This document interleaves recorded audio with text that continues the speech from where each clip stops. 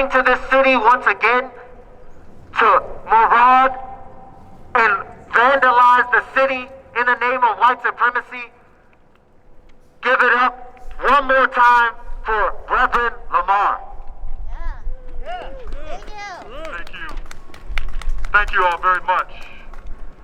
We are here to bear witness. To bear witness like Ida Wells bared witness against lynching. To bear witness like Fannie Lou Hamer bore witness against fascist suppression of black votes in Mississippi. We are here to bear witness because the impulse that had them to stand up has not been broken or buried in the United States. That fascist impulse to control, to suppress, the white supremacist impulse from the very founding of this nation continues to thrive.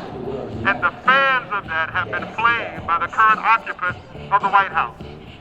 From the Oval Office right behind us, he instructed mobs via Twitter to show up and to show out and to intimidate.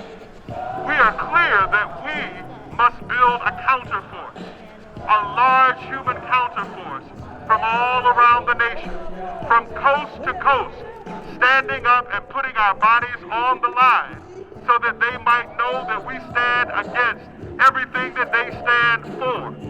We are here to bear witness, but also we're here to imagine and to build a different world. What we see is not what has to be. If we join together, we can build the kind of world where human flourishing is the reason of political discourse. We can flourish by making sure that every human being has health care. We can flourish by making sure that every worker is paid a living wage, benefits, and has retirement. And right now, what we've got to do in order to make sure that we can begin to build that new world is to get Donald Trump and Mike Pence out of office immediately. It is not enough for us to turn a blind eye and to say he will be gone in 11 days.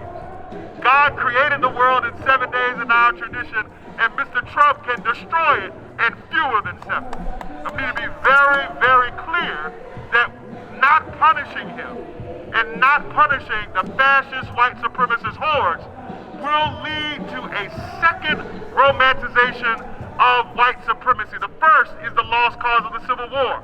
The North may have won the war, but the South won the culture with the cult of the lost cause.